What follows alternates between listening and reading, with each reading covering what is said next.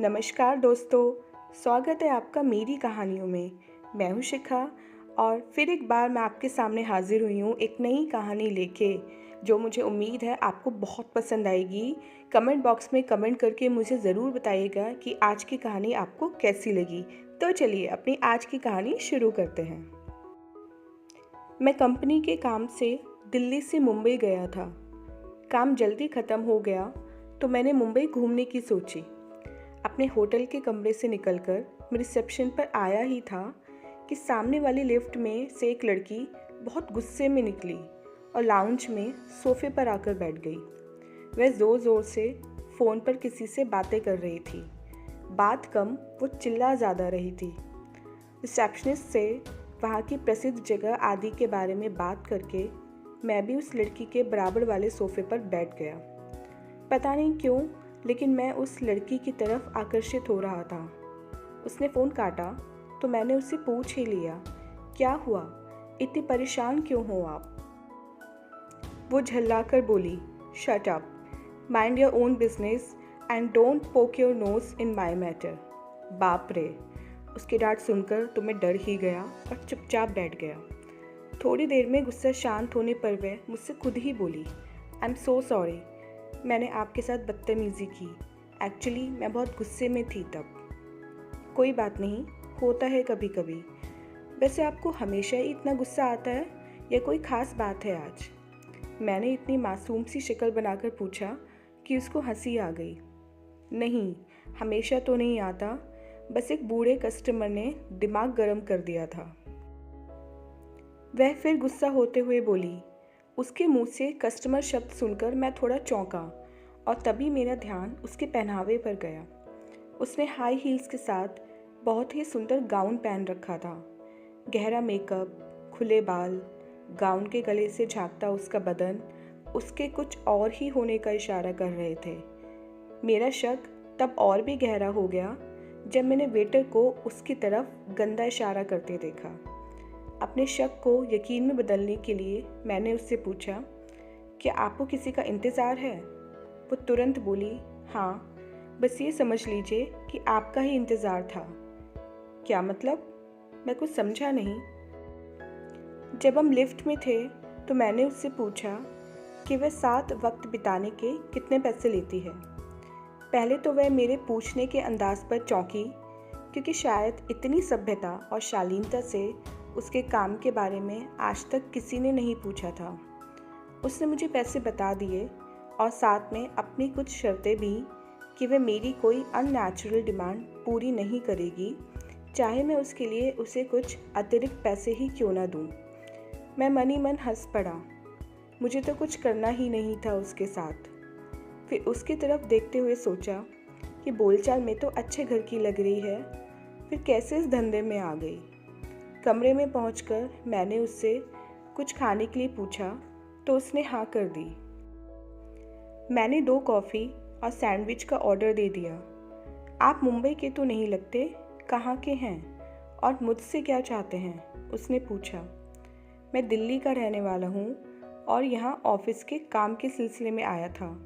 काम पूरा हो गया है और कल सुबह की मेरी फ़्लाइट है और मैं तुमसे कुछ नहीं चाहता, बस तुम्हारे साथ थोड़ी बातें करना चाहता हूँ, अगर तुम्हें एतराज़ ना हो तो। और हाँ, इसके लिए मैं तुम्हें तुम्हारे पूरे पैसे दूंगा, मैंने उसे दिलासा देते हुए कहा। बड़े अजीब आदमी हैं आप। आदमी लोग तो ऐसा मौका मिलते ही भेड़े की तरह टूट पड़ते हैं, चाहे 60 साल का बूढ़ा हो या 30 साल का जवान।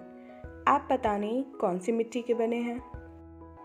खैर, मुझे क्या, मुझे तो अपने पैसों से मतलब है। तो मैं तुम्हें किस नाम से पुकारूं? मैंने उसे सहज करने की कोशिश की। ए लड़की या कॉल गर्ल कहकर बुला सकते हैं। उसके स्वर में उदासी थी। कॉल गर्ल क्यों? कोई तो नाम होगा। मैंने एक बार और जानने की कोशिश की। मेरा नाम पायल है, लेकिन कोई मुझे नहीं जानता इस नाम से। कभी किसी ने जानने की कोशिश ही नहीं की, सब कॉल गर्ल ही कहते हैं। एक बात बताओ पायल, तुम तो पढ़ी लिखी हो, फिर कॉल गर्ल कैसे बनी? मैं असली बात पर आ गया। बहुत लंबी कहानी है। कॉलेज में एक लड़के से प्यार हो गया।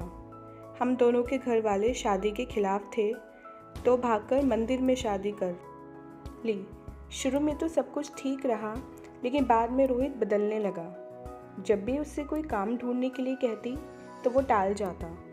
बाद में उसे शराब और जुए की लत भी लग गई। तो मैंने सोचा कि क्यों ना मैं ही कोई जॉब ढूंढ लूँ। पढ़ाई पूरी ना हो पाने के कारण कहीं अच्छी नौकरी नहीं मिल रही थी। बड़ी मुश्किल से एक बूढ़े सेठ के यहाँ नौकरी मिली। वहाँ बूढ़े सेठ ने मेरे साथ गलत काम किया। जब मैंने रोहित को ये सब बताया तो उसने मुझ पर ही शक करते हुए घर से निकाल दिया और खुद कहीं चला गया। मजबूरी में मुझे वापस उसी सेठ के पास जाना पड़ा। अब तो जब उसका मन करता वह मेरा बलात्कार करता। कभी कभी उसके साथ एक व्यक्ति और भी आता था, लेकिन वह हर बार मुझे कभी पैसे कभी महंगे गिफ्ट्स देकर जाता था। एक दिन मेरे बूढ़े सेठ ने मुझे बुलाकर एक नंबर दिया और बोला कि इसको खुश कर दोगी तो बहुत पैसा मिलेगा। बस पिछले 1 साल से मैं इसी दलदल में धंसती जा रही हूँ। बोलते बोलते पायल का गला भर आया और उसकी आंखों से आंसू बहने लगे। मैंने सांत्वना देने के लिए उसके सर पर हाथ रखा तो वह मेरे सीने से लगकर रोने लगी। थोड़ी देर बाद जब वो चुप हुई तो उसने पूछा, आपकी शादी हो गई? कितने बच्चे हैं? मैं अपनी पत्नी को खो चुका हूँ। 27 साल का था जब मेरी शादी हुई थी और 5 साल बाद ही उसकी मौत हो गई पीलिया के कारण। उसको गए 2 वर्ष हो चुके हैं और कोई बच्चा भी नहीं है, क्योंकि डॉक्टर्स के अनुसार मेरे में पिता बनने की क्षमता ही नहीं है। मैंने उसे अपने बारे में सब बता दिया। ओह सो सॉरी बोलकर वह मेरे सामने आकर खड़ी हो गई और आगे बोली, तब तो मुझे आपका मूड ठीक करना ही होगा। कहते ही उसने अपने गाउन की डोरी के गांठ को जैसे ही ढीला भर किया कि जो कुछ मेरी आंखों के सामने था देखकर मेरा मन कुछ पल के लिए बहुत विचलित हो गया। मैंने इस पल की कल्पना नहीं की थी और ना ही मैं इस पल के लिए तैयार था। उसने अपना सीना मेरे मुंह के इतने पास कर दिया कि मुझसे स्वयं पर काबू पाना मुश्किल हो गया। मैंने उसे अपनी गोद में बिठा लिया और उसके गाउन की डोरी बांध दी। पायल ये देखकर हक्की बक्की रह गई और मेरे गले लग गई। मैंने भी उसको खुद में समेट लिया। न जाने क्यों मेरे दिल में उसके लिए हमदर्दी जाग उठी। आज बहुत दिनों के बाद किसी का स्पर्श मुझे अच्छा लग रहा था।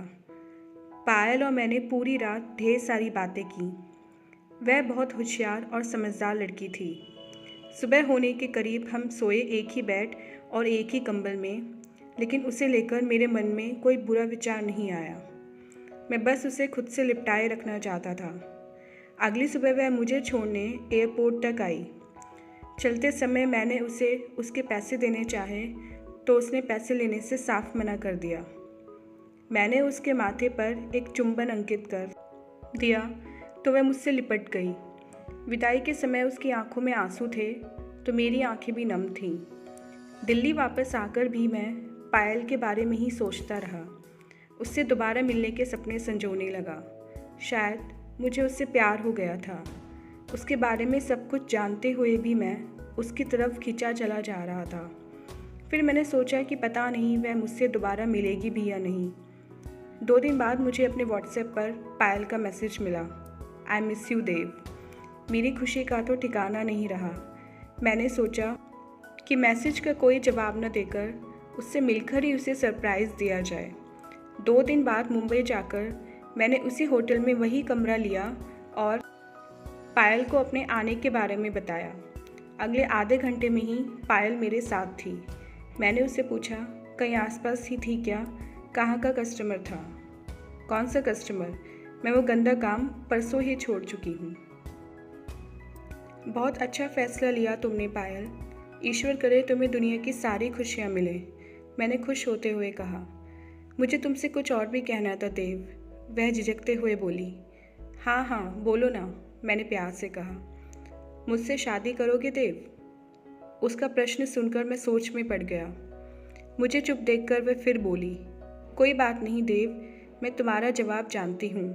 कहाँ तुम अपने नाम के समान और कहाँ मैं जानती हूँ कि मैं जो सोच रही हूँ वो नामुमकिन है, लेकिन फिर भी अपने मन की बात मैंने तुम्हें बता दी। तुम्हारा जवाब चाहे जो भी हो, मैं दोबारा इस घिनौने काम को नहीं करूँगी। तुमसे मिलकर मुझे प्यार पर दोबारा यकीन आया है। मैं अपने मन से तुम्हें समर्पित हो चुकी हूँ, तो अपना तन किसी और को समर्पित नहीं कर सकती। मुझे पता है कि इस काम को छोड़कर भी ये समाज मुझे कभी नहीं स्वीकारेगा। जो लोग दिन में कोठे बंद कराने की मुहिम चलाते हैं, रात को वही चुप चुप कर कोठों पर आते हैं। खैर छोड़ो, कितने दिन के लिए आए हो? जितनी देर पायल बोल रही थी, मैं उसके चेहरे की तरफ ही देख रहा था। आज ना उसके चेहरे पर कोई मेकअप था और ना ही उसने छोटे कपड़े पहन रखे थे। उसने अपने हाथ पर मेरे नाम का टैटू भी बनवा लिया था। 2 दिन से मैं जिस उलझन में था वह आज दूर हो गई थी। पायल को शादी के लिए हाँ बोलने से पहले मुझे अपने अंदर के मर्द को टटोलना था। क्या मेरे अंदर का मर्द पायल को उसके अतीत के लिए ताने मारने से बच पाएगा? क्या समाज के सामने उसे अपनी पत्नी के रूप में स्वीकार कर पाएगा? और सबसे बड़ी बात, क्या उसको खुश रख पाएगा? और जब मैंने पाया कि मेरे अंतर मन से उन सब सवालों का जवाब हाँ में आया, तो मेरे सामने एक नई दुविधा उठ खड़ी हुई, मेरे कभी पिता न बन पाने की। मैं पायल का हाथ अपने हाथ में लेते हुए बोला, पायल, मैं तुमसे शादी नहीं कर सकता। पायल धीरे से मेरे गाल पर प्यार करते हुए बोली, मुझे पता था देव, तुम्हारा यही फैसला होगा और मैं इसका सम्मान भी करूँगी। अरे पहले कारण तो जान लो, मैंने मुस्कुराकर कहा। मुझे कारण पता है देव, पायल ने रुआसी होते हुए कहा। पगली, जैसे तुम सोच रही हो वैसे कुछ भी नहीं है। उस नज़र से तो मैंने तुम्हें कभी देखा भी नहीं, और ये बात तुम भी अच्छी तरह से जानती हो।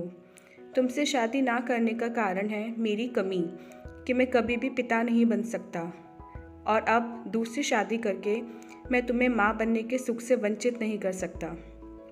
अचानक ही झुककर पायल ने मेरे पैर छू लिए और रोते हुए बोली, देव, मैं तुमसे बहुत प्यार करती हूँ और कमी किस में नहीं होती। तुमने मुझे मेरे घिनौने अतीत के साथ अपनाया है, तो क्या मैं तुम्हें तुम्हारे सच के साथ नहीं अपना सकती? और बच्चे का क्या है, वो तो हम गोद भी ले सकते हैं। उसकी बातें सुनकर मेरे दिल को सुकून सा मिल गया। निराशा के बादल छट चुके थे और चारों तरफ बस उजाला ही उजाला था। तो बात करूं मम्मी पापा से कि आपके लिए एकदम परी जैसी बहू ला रहा हूं, मैंने उसे अपनी तरफ खींचते हुए कहा।